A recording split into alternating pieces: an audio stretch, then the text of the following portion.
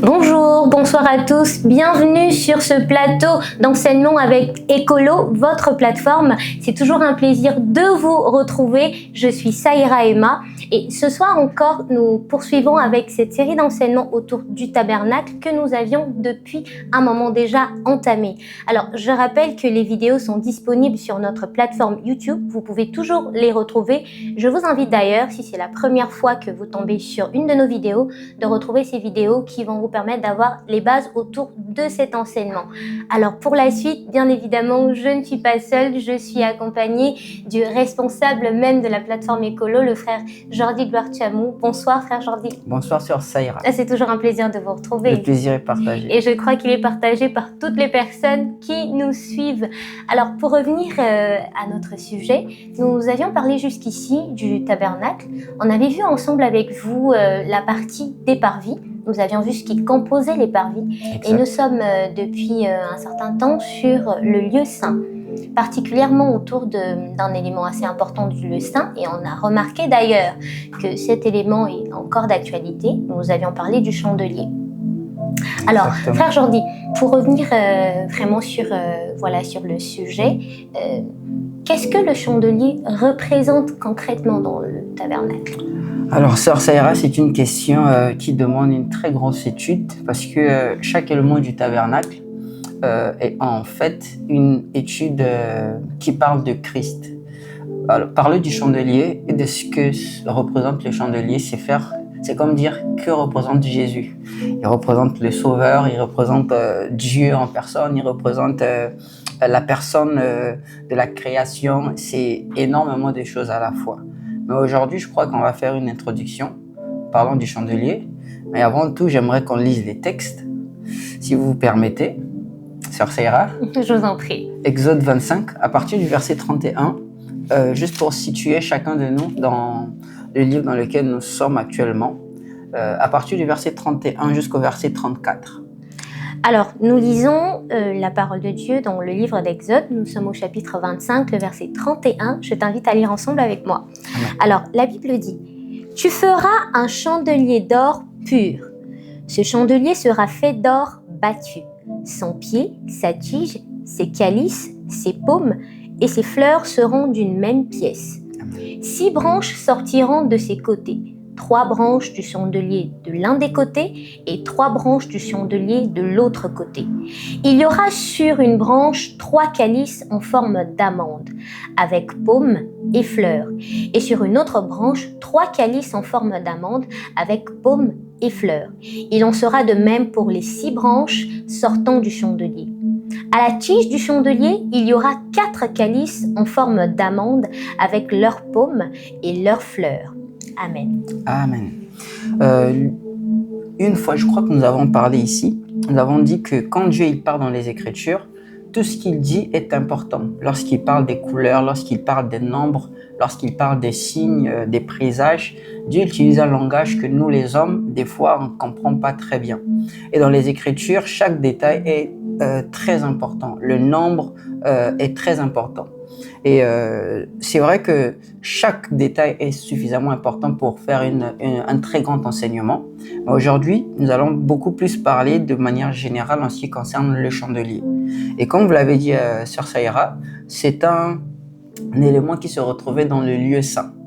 Autrefois, nous avons parlé du lieu saint des parvis, et on avait dit que dans les parvis, il y avait ce qu'on appelle par le sanctuaire. Le sanctuaire qui est cette maison-là où on trouve le lieu saint et le lieu très saint, qui sont séparés juste par un rideau, le voile qu'on appelle dans les Écritures. Et on a dit que dans le lieu saint, aujourd'hui on commence l'étude donc sur le lieu saint en parlant des parvis. On a dit que dans le lieu saint, il y a ce qu'on appelle par le chandelier, le premier élément qu'on va étudier pour cette séance. Et ce dont nous venons de lire, qui est donc le chandelier, on nous décrit quelle était sa forme. Et quand vous avez lu avec moi, sœur Saïra, ça nous fait beaucoup plus penser à un arbre. On a parlé du pied, on a parlé de la tige, on a parlé des calices, on a parlé des pommes ou pommeaux ou simplement nœuds. Quand on parle des pommes, en fait, c'est pas le fruit, la pomme en tant que telle, mais ça parle des pommeaux, ce qui se rapporte beaucoup plus aux nœuds, les jonctions entre les branches. C'est ça qu'on appelle pomme ou pommeau ou encore nœud que vous retrouverez dans les Écritures. Et on nous parle également des fleurs. Donc on voit beaucoup plus que le chandelier fait référence à un arbre dans les Écritures et dans le lieu saint. Et la fonction du chandelier était donc d'éclairer le lieu saint. Parce que vous avez vu que dans le lieu saint, il n'y avait pas de lumière. La lumière extérieure ne pénétrait pas, seule la lumière intérieure qui était admise au niveau du lieu saint.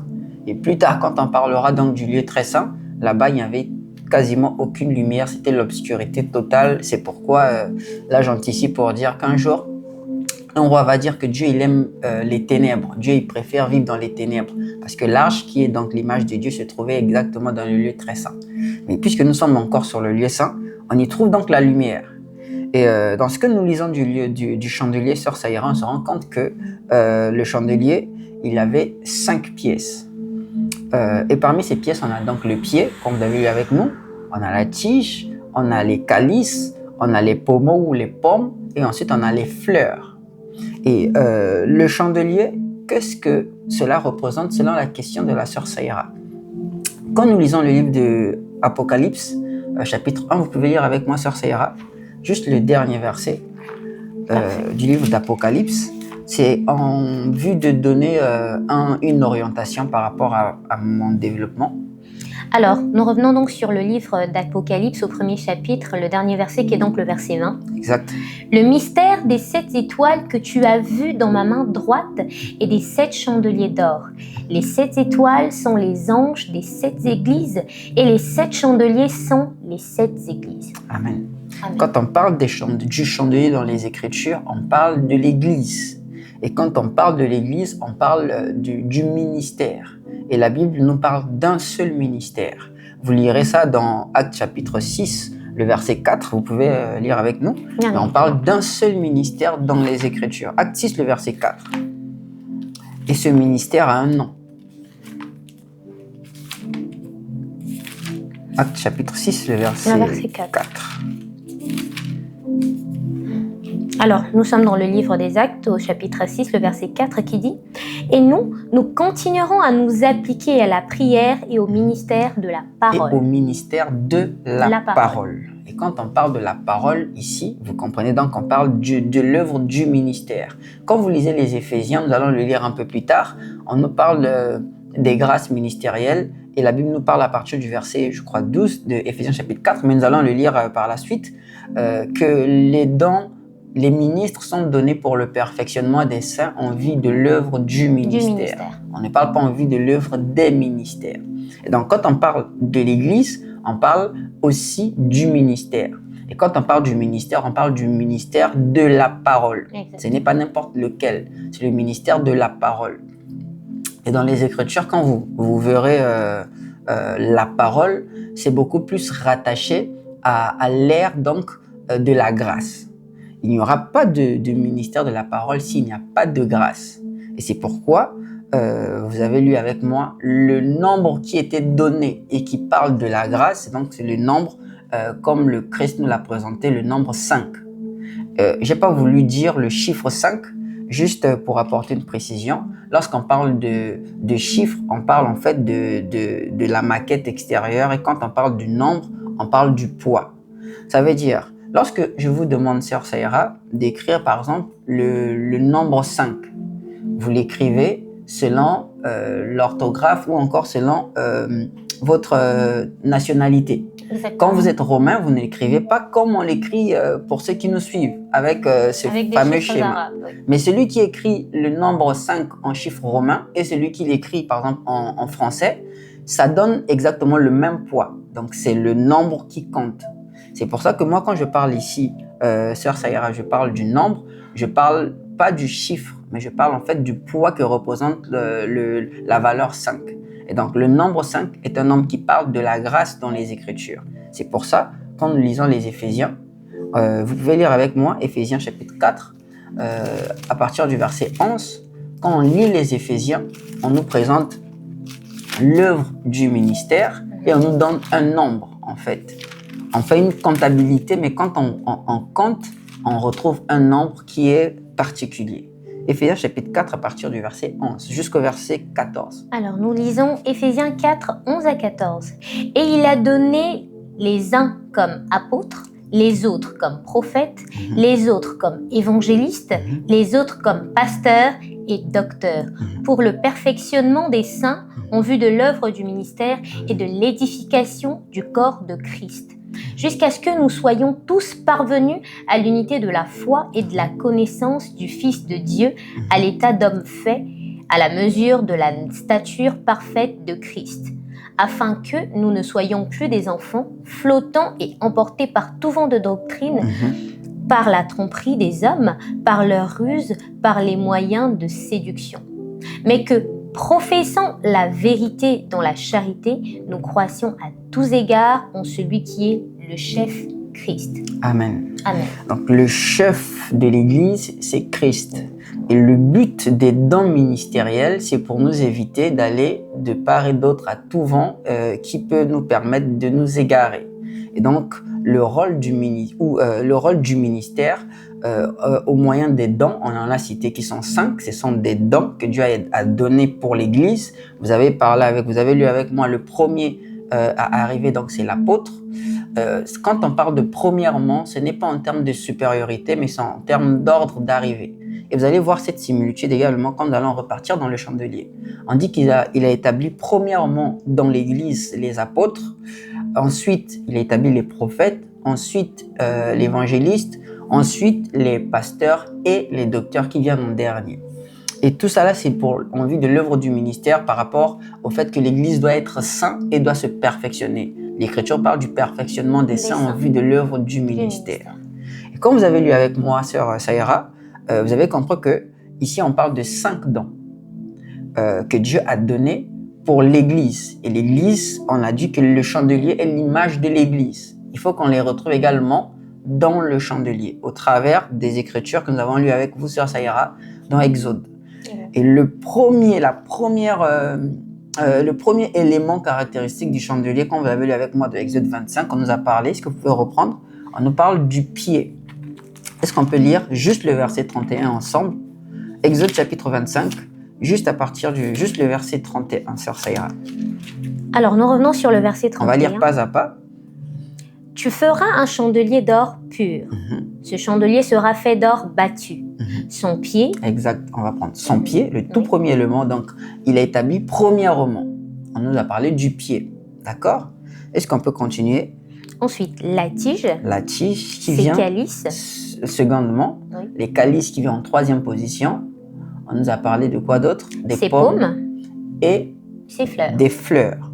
Donc, ces 5 éléments caractéristiques du chandelier sont l'image des 5 dons que Dieu a donnés afin d'éclairer en ce temps du soir, donc l'Église, pour le perfectionnement des saints par rapport à notre période, donc par rapport à notre dispensation. Et donc, comme établi dans Exode 25, le pied représente donc l'apôtre. On y reviendra parce que c'est le fondement. L'apôtre a été établi premièrement dans l'Église. Le tout premier à être établi dans l'Église, c'est l'apôtre. À cela, le Christ, il a parlé à Pierre, donc à Céphas. Il a dit, tu es Céphas, mais sur ce Céphos, sur cette pierre, je bâtirai mon Église. Et Pierre, Céphas, était un apôtre. Et ceux qui viennent après les apôtres, quand vous lisez les actes, dans l'Église, ce sont les prophètes. Et ceux qui viennent, ce sont les évangélistes après les prophètes, les pasteurs, et enfin viennent les docteurs. C'est cette illustration que l'apôtre Paul parle aux Éphésiens. Il fait référence, il l'emmène à la compréhension de tous. Si une personne arrive avec un 3e ministère, avec un 6e ministère, vous comprenez que ça, ce n'est pas le ministère de la parole. Donc c'est un 2e ministère qui n'est pas le ministère de la parole. C'est certainement le ministère de quelque chose d'autre. Appelez ça comme vous voulez. Mais quand on parle du ministère de la parole, le ministère de la parole a ses dons. Et quand on parle des dons du ministère de la parole, ce sont les 5 dons ministériels qu'il établit. Donc le pied, la tige, les calices, les pommes, enfin les fleurs. C'est ceux-là qui viennent sublimer l'œuvre du ministère en ce temps du soir. Mais qu'est-ce que cela veut également signifier ou qu'est-ce que cela veut nous dire, sœur Saïra? J'aimerais pour que tout le monde comprenne et pour l'édification de tous, parler des temps du soir. S'il y a besoin de lumière, c'est qu'il y a des ténèbres qui sont face à nous. Lorsque nous avons le soleil, on n'a pas besoin d'allumer un chandelier, d'allumer une bougie ou d'allumer quelque chose qui nous permette de voir. On a besoin de mieux voir dans la nuit. On a besoin de la lumière pour mieux voir dans la nuit. Et vous allez voir que le chandelier, le positionnement du chandelier dans le tabernacle, c'était dans un angle de nuit, parce qu'il n'y avait pas de lumière. Et donc nous, aujourd'hui, l'Église, qui sommes donc véritablement au temps du soir, nous avons besoin d'être éclairés par les dons que Dieu a donnés, qui sont la lumière au temps du soir. Et l'Église devrait se rendre compte de ça. C'est que chaque homme de Dieu, chaque ministre établi en ce temps du soir a une importance primordiale. Et chaque ministre est complémentaire.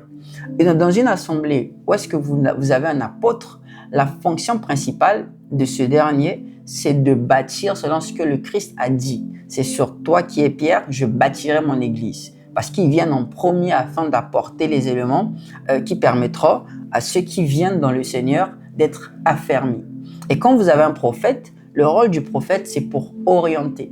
Vous voyez, quand on lit le chandelier, on a la tige. La tige donne l'orientation des autres branches. On dit qu'il y avait une tige principale et il y avait 3 autres tiges de chaque côté qui orientaient le chandelier afin de lui donner une forme. Le rôle du prophète en ces temps du soir, c'est effectivement d'orienter l'Église. Est-ce que l'apôtre ne peut pas orienter? L'apôtre, il peut orienter. Mais comme vous le voyez bien, sœur Saïra, aujourd'hui, on peut être athlète, on peut savoir nager, mais quand on a un nageur professionnel, ça a une différence. Celui qui est apôtre, il a plus d'outils en ce qui concerne le fondement que celui qui est prophète. Celui qui est prophète a plus d'outils en ce qui concerne la vision et l'orientation prophétique, parce que c'est son appel. Et c'est complémentaire. L'apôtre ne remplace pas le prophète, ni le prophète l'apôtre, mais c'est complémentaire. Et donc, quand on a besoin de l'évangéliste, il n'y aura pas mieux qu'un évangéliste pour faire l'œuvre de l'évangélisation.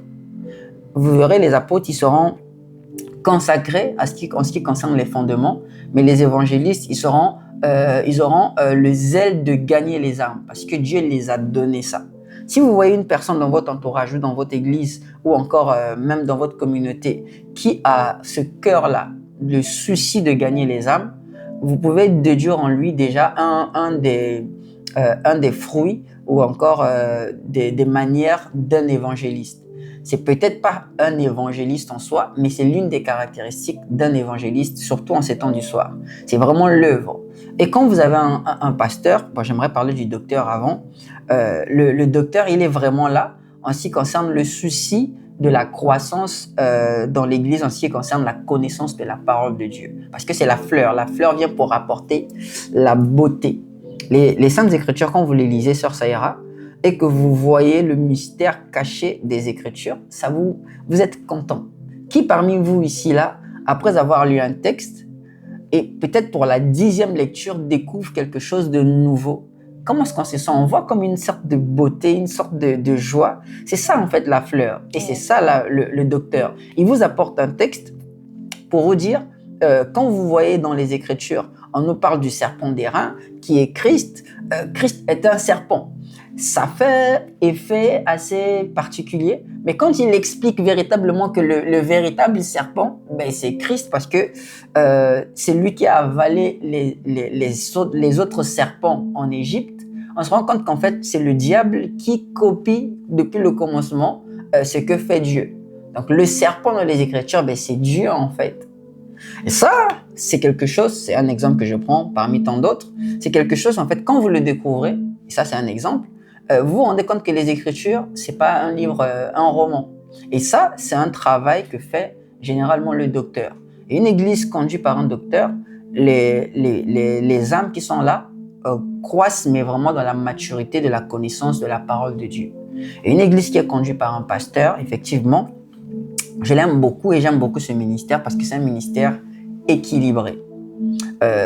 Il apporte l'équilibre dans ce qui concerne la croissance, le fait de gagner les âmes, les enseignements et l'orientation prophétique. C'est vraiment celui qui touche à tout parce que c'est ce que Dieu l'a fait. Dieu l'a donné la capacité de toucher à tout, d'être un très bon enseignant, un très bon apôtre en ce qui concerne les fondements parce qu'il paie les brebis, de gagner les âmes et d'inciter à gagner les âmes, d'orienter le peuple de Dieu quand il y a un besoin ou quand Dieu doit parler. Il fait vraiment l'équilibre en ce qui concerne le ministère. Cependant, le pasteur ne remplacera pas le prophète ou le docteur. Il aura des limites que seul un docteur, mais véritablement appelé, devrait donc atteindre sur Saïra. Et donc le chandelier, vous voyez dans le lieu saint, c'était son rôle. Il permettait d'éclairer. Et l'Église a besoin d'être éclairée. Et pour être éclairée, il faut des dons. Et les dons, aujourd'hui, donc l'image du chandelier, aujourd'hui dans notre temps du soir, c'est donc ces dons qui sont aujourd'hui des personnes. Mais j'aimerais mieux dire aux gens que le véritable chandelier ou le véritable ministre, c'est Christ. C'est pour ça il s'est divisé et il a fait des autres, des uns une portion de lui, des autres une autre portion de lui, parce qu'aujourd'hui il nous a donné le Saint-Esprit qui vit en nous et qui est sa réplique dans notre chair en fait. Et aujourd'hui on peut donc parler de l'œuvre de la grâce, donc du ministère de la parole. Voilà ce que je peux déjà d'ores et déjà ajouter ou encore pour une introduction, parler du chandelier. C'est un point capital au temps du soir et aujourd'hui, ces 5 parties sont donc les 5 dons ministériels, mais en parlant d'un seul ministère qui est le ministère de la parole, mais divisé en 5 branches, en 5 bras, qui sont donc les dons ministériels dans les Éphésiens 4 dont nous avons lu ensemble avec vous, sœur Saïra. Alors pour revenir un peu, frère Jordi, si vous le permettez, sur cette description, sur cette représentation du chandelier comme étant le ministère de la parole avec ses dons ministériels. Alors quand on remarque qu'aujourd'hui, voilà, dans nos assemblées, que nous n'avons qu'une portion ou qu'une partie. Donc je parle en ces termes du fait qu'il n'y ait qu'un seul ministère, un seul don ministériel qui soit exercé ou présent, notamment le pastoral qui peut être là ou encore le prophète qui peut être là ou simplement le docteur, voire même l'apôtre. Est-ce qu'on peut parler là d'insuffisance face au chandelier dans ce genre de situation? Non, on ne parlera pas d'insuffisance. Qu'est-ce que je vais dire par là? Le corps du Christ, donc l'Église, ce n'est pas une assemblée. Quand on parle de l'Église, ici je suis en train de parler de l'ensemble de tous les saints du monde entier. C'est de ça qu'il s'agit. Ce n'est pas, aujourd'hui on a l'expression Église locale, mais dans les Écritures vous n'entrerez pas. Mais je vais utiliser ces termes afin qu'on se comprenne tous. Exactement. Et sinon ce sont des assemblées locales, on peut entendre ce terme-là, c'est supportable que de parler de l'Église locale. Mais la dispensation nous oblige à utiliser un langage que tout le monde comprendra. Donc parlons du coup de l'Église, donc je parle ici de l'épouse du Seigneur. Les dons sont là pour l'Église et non pour une assemblée. Exactement. Après c'est important, c'est aussi, ça serait une bonne chose si dans une assemblée locale par exemple, on a 2, 3 ou sinon les 5 dons ministériels. Aujourd'hui, je pense que Dieu il a appelé, mais il y a beaucoup de travail à faire. Lui-même, il a dit qu'il y a beaucoup de travail, le champ il est vaste, mais il y a peu d'ouvriers. Et donc, dans une assemblée locale, je pense qu'il peut y avoir un père, qui peut être un pasteur, mais un pasteur n'est pas forcément producteur des pasteurs. Un pasteur peut enfanter un prophète. Vous avez vu dans les Écritures, on vous parlera d'un homme de Dieu, il s'appelait Élie, il était sacrificateur, mais il enfante un fils qui est prophète, donc Samuel. Et Samuel qui est prophète, il enfante un fils qui est roi, David, parce que c'est Samuel qui l'a enfanté en l'oignant. Donc c'est lui son géniteur, parce que si Samuel ne l'avait pas oint, David ne serait pas né roi.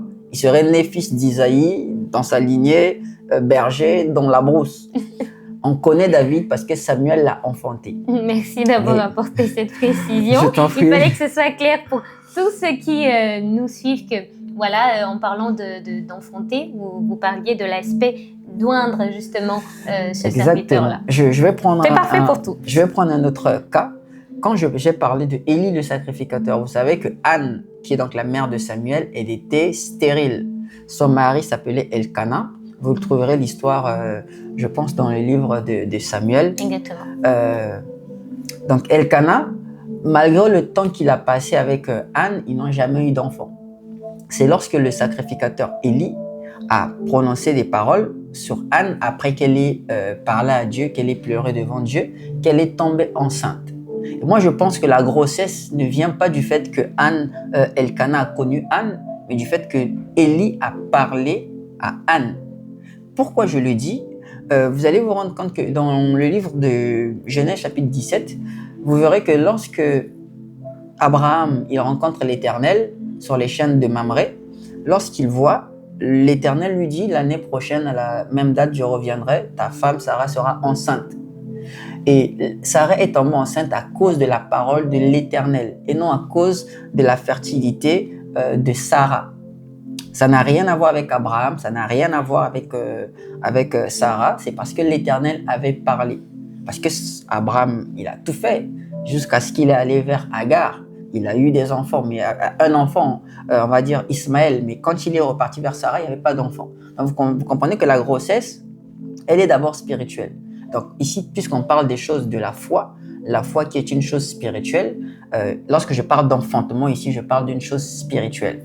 Donc, le pasteur n'est pas obligé d'enfanter un pasteur, il peut enfanter un prophète, mais aujourd'hui, il faut le dire, comme je l'ai dit, que le pasteur, il est considéré comme étant on va dire quoi, un avatar, en fait, celui qui touche vraiment à tout, et quel que soit le ministre qui est devant vous, généralement, les gens appellent pasteur. Il se peut que c'est pas un pasteur, il se peut que c'est un prophète, mais on l'appelle pasteur, il se peut que c'est un docteur, on l'appelle pasteur. Et aujourd'hui, des fois, on a des docteurs, mais sous col pastoral. Et ils font quand même un travail remarquable.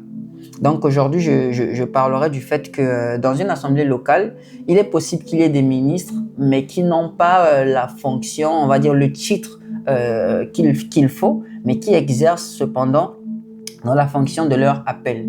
Et ça permet à ce que dans une assemblée locale, il y a quand même un équilibre qui se fait. Mais de façon bref, comme si je dois répondre à votre question, les dons sont pour l'Église et non pour les assemblées, mais vraiment pour l'Église. Voilà, sœur Saïra. Merci beaucoup pour cette lumière apportée au regard des Écritures. Alors, nous poursuivons bien évidemment avec le chandelier. Alors, vous nous avez fait comprendre, frère Jordi, que le chandelier était cette représentation même à la fois de l'épouse, donc de l'Église, mais aussi la représentation du Christ. Alors, y a-t-il une particularité que l'on doit retenir par rapport au fait que par rapport au fait que le chandelier éclaire dans le lieu saint? Y a-t-il une particularité par rapport au fait que le chandelier éclaire dans le lieu saint? Et donc, y a-t-il une interprétation particulière que l'on devrait avoir à cette figure? Exactement. J'aimerais dire, lorsque nous avons lu avec vous, sœur Saïra, dans le livre d'Éphésiens chapitre 4, la Bible nous dit que Christ est la tête de l'Église. Exactement. Ça veut donc dire que l'Église et Christ, c'est la même personne. Christ n'est pas à côté, l'Église là-bas, c'est la tête, le corps. Ce corps-là, c'est finalement l'Église, c'est la même personne. Et ce qui est clair, en fait, c'est la tête. Jésus, un peu quand il enseignait aux apôtres, il disait que l'œil est la lampe du corps. Si ton œil est en bon état, tu as la vue, tu es éclairé. Mais si ton œil est en mauvais état, combien sont grandes les ténèbres? La lumière vient de Christ. Aujourd'hui, quand on parle du chandelier dans les Écritures, il faut savoir que cette lumière-là, en fait, c'est juste la personne de Christ. On a juste besoin de la tête. Quand Moïse il a rencontré Dieu sur la montagne, quand il est descendu, il n'avait pas besoin que son corps brille. Il avait juste besoin que la tête brille. Et c'est cette lumière-là. Aujourd'hui, une église, on va dire, une assemblée qui se revendique être un membre du corps de l'église de Christ, et qui n'a pas de lumière, cette assemblée-là n'est pas l'église du Seigneur. On parlera de l'église du Seigneur, d'une assemblée, quand il y a la lumière. Parce que c'est Christ qui est la tête, qui est la lumière, qui éclaire, on va dire, le reste du corps. Christ, comme je viens de le dire, quand il parle du fait que l'œil est la lampe du corps, il est en train de parler de lui-même. Lorsque nous lisons le livre de Jean chapitre 1, On nous parle du fait qu'au commencement était la parole, et la parole était avec Dieu, et la parole était Dieu. Et un peu plus tard, on dit que cette parole était la lumière. Et la lumière, lui, dans les ténèbres ne l'ont point reçue. Le peuple des ténèbres ici, c'est le peuple d'Israël. Et la lumière qui a lui, c'était le Christ. Donc en parlant de la lumière, on parle de Christ lui-même, qui est véritablement cette lumière du corps. Et comme je l'ai dit avec vous, Sœur Saïra, Christ, il est la lumière du monde. Donc le chandelier est la lumière également du monde, surtout en ce temps du soir. Merci beaucoup, Frère Jordi, pour cette intervention. Et je vous remercie aussi, vous qui, derrière votre écran, avez passé ces précieuses minutes ensemble avec nous pour cet enseignement. Et je vous promets que, bien évidemment, qu'il y aura une suite. On se retrouve ici la semaine prochaine pour un prochain épisode autour du tabernacle. Je pense que le Frère Jordi nous fera le plaisir peut-être d'approfondir le sujet autour du chandelier. Exactement. Je le trouve très intéressant, mais après donner nouveaux avis. Et je pense qu'il y a encore beaucoup de choses à dire. Alors oui, on va se promettre un épisode où on va à nouveau reparler du chandelier, mais avec cette fois-ci des éléments qui vont nous permettre avec une nouvelle approche, on parlera certainement de l'église, de l'épouse, et ça sera certainement très bénissant. Ah, moi, je sais pas pour vous, mais j'ai hâte. C'est pourquoi je vous dis à la semaine prochaine. On se retrouve sur ce plateau avec Écolo. Sur ce, bonne soirée, bonne journée, bonne semaine, bon week-end, peu importe le moment où vous nous suivez. Que le Seigneur vous bénisse abondamment. Amen.